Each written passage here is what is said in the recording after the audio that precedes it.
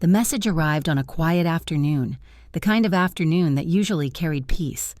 I was sitting near the window, folding warm laundry that still smelled like soap and sunlight when my phone vibrated softly beside me. I smiled without thinking. Mothers never outgrow that habit. Even at my age, my heart still jumped when my son's name appeared on the screen, but the smile didn't last. "Don't interfere with us. My wife feels uncomfortable. Please respect our space." That was all it said.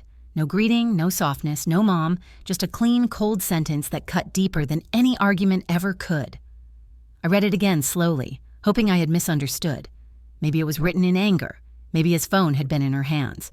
Maybe there was some hidden kindness between the words. But the screen stayed silent. The meaning stayed heavy. My hands began to shake. I placed the folded towel on my lap and stared at the wall in front of me. Memories rushed in without permission.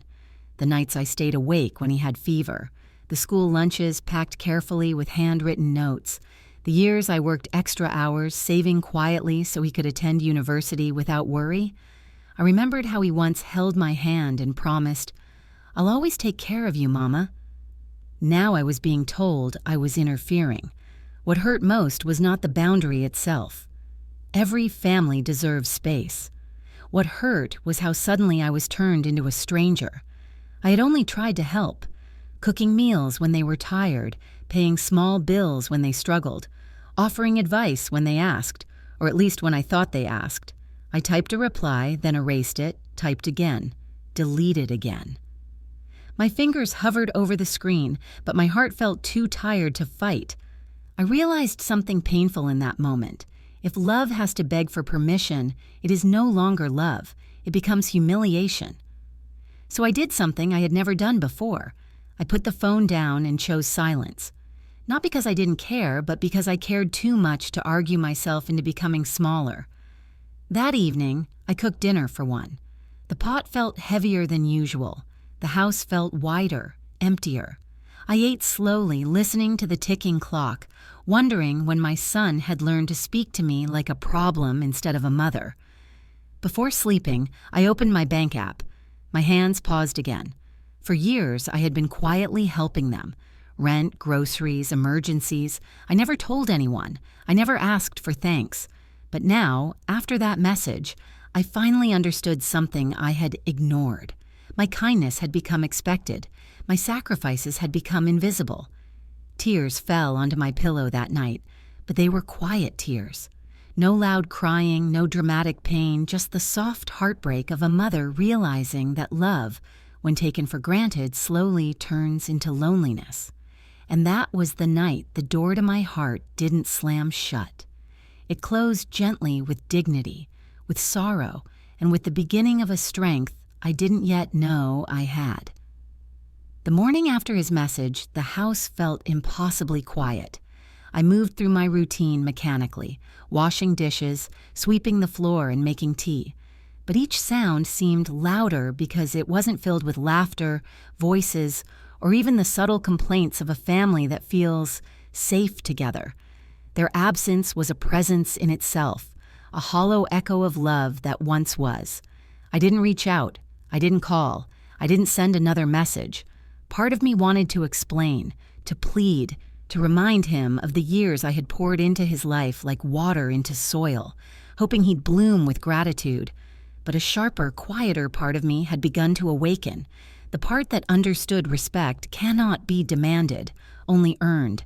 And if they could speak to me like a stranger, then perhaps it was time I treated their absence with the same calm distance.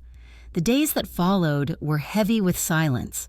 I kept busy to avoid dwelling too deeply, but even small tasks carried weight. Folding laundry felt like sorting memories, each shirt a reminder of milestones I had celebrated quietly. First steps, first school performances, late nights studying, the day he moved into his first apartment. I had been part of all these moments. Yet now I was erased with a single sentence. I thought about reaching out again. Maybe my grandson needed me. Maybe he wanted a grandmother's hug.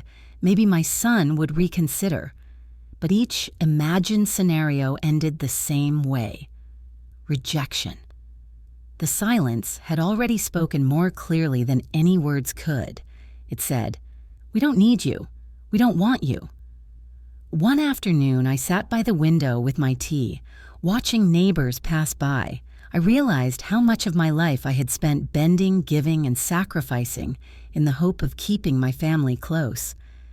And yet, all that love, all those years of devotion hadn't guaranteed a place at their table.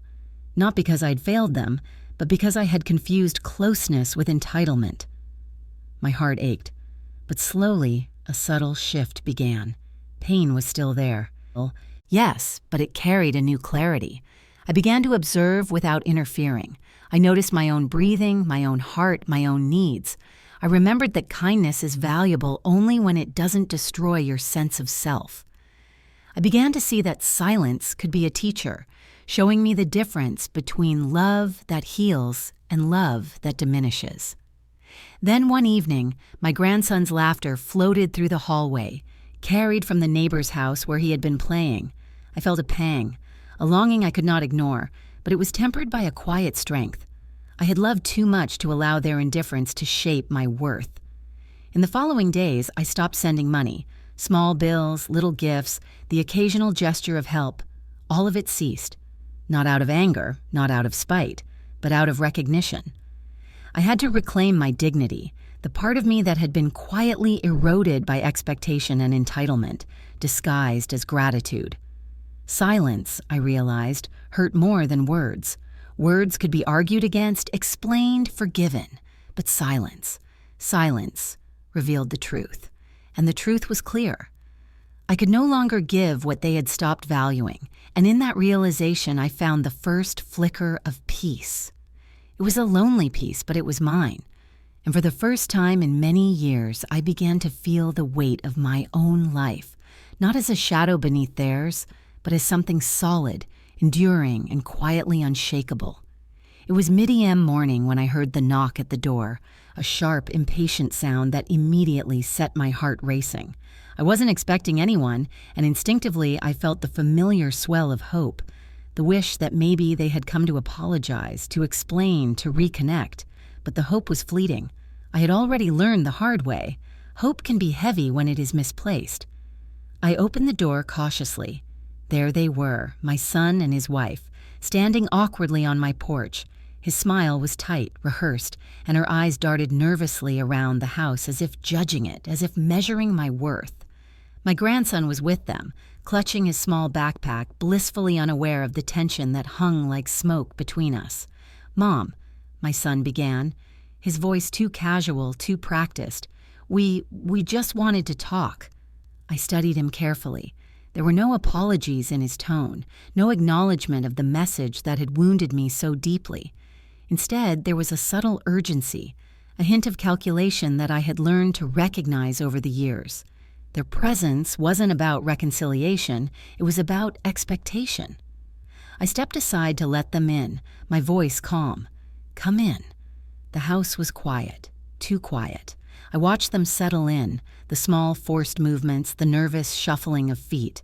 I poured tea, placing the cups on the table with deliberate care. My hands were steady, my expression neutral. Inside, my heart was racing, but I refused to betray the strength I had been cultivating through silence and observation. After a pause, my son finally spoke. We've been struggling a bit. Bills, the apartment. Maybe we could, a little help." I nodded slowly, almost imperceptibly. My tea stewed in my cup, untouched. The words felt familiar, yet they landed differently now. They were not asking. They were demanding or expecting, or perhaps both. I took a deep breath. "I see." He shifted uncomfortably. "Mom, we wouldn't ask if it weren't important." I held his gaze steadily, the corners of my lips soft, the weight of years of patience behind it. "I understand, but things are different now. I've realized that love doesn't require proof in the form of money or favors. I've been giving for a long time, and I've realized that I need to protect my own peace. You'll have to manage this yourselves." The silence that followed was heavier than any argument could have been. They exchanged glances, quick, anxious, and then almost reluctantly gathered themselves to leave. My grandson lingered for a moment, looking up at me with innocent curiosity, and I smiled gently. "I'll see you soon, dear, but for now, it's time for you to grow on your own." They left without protest, their footsteps fading down the street. And as the door closed behind them, I felt a quiet, profound relief. Not victory, not revenge, just the deep satisfaction of standing firm in my dignity. I hadn't shouted, I hadn't begged, and I hadn't allowed resentment to define me. In that moment, I understood that the most powerful lessons are learned in silence.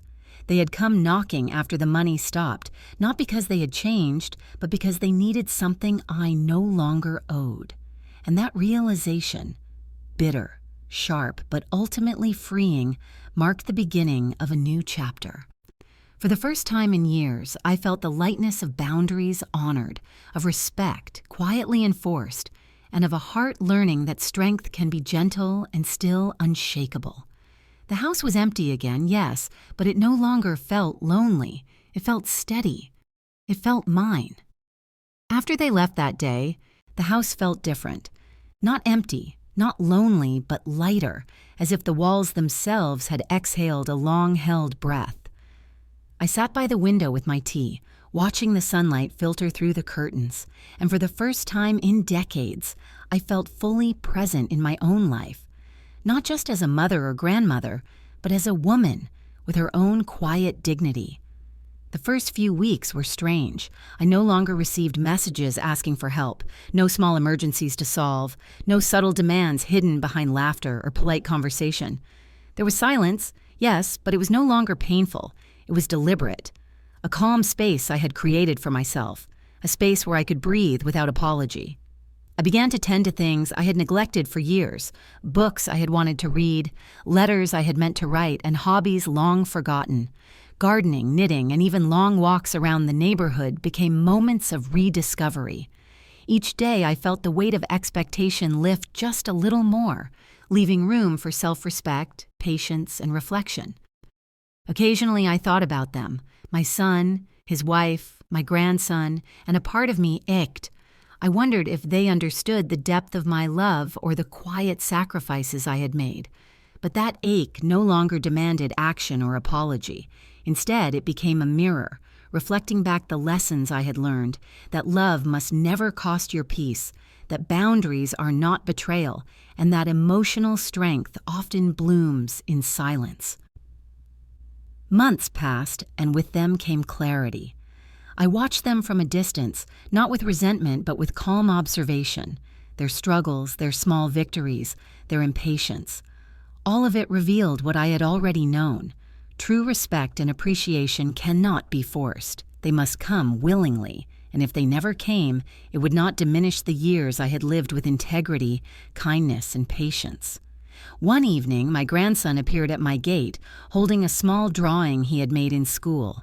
"Look, Grandma," he said, beaming. I smiled, taking the drawing gently into my hands, feeling the warmth of connection without expectation. I hugged him softly and whispered, "It's beautiful, my love." That moment was enough. No money, no favors, no sacrifices, just the pure, unspoken bond between a grandmother and her grandchild. And in that quiet, simple interaction, I understood the final truth. Choosing yourself is not selfish. It is the ultimate act of love for yourself and for those around you. When you honor your own boundaries, your own dignity, and your own heart, you create a life of quiet strength that no one can take away. That night, as I closed the curtains and settled into bed, I felt a profound peace. I had learned to love without losing myself, to give without being diminished, and to stand firm without anger. My heart was whole, my spirit calm, and my life finally, fully mine. The lesson was clear, gentle, and enduring. Sometimes the greatest gift we can give our loved ones is the gift of ourselves. Fully present, fully respected, and fully free.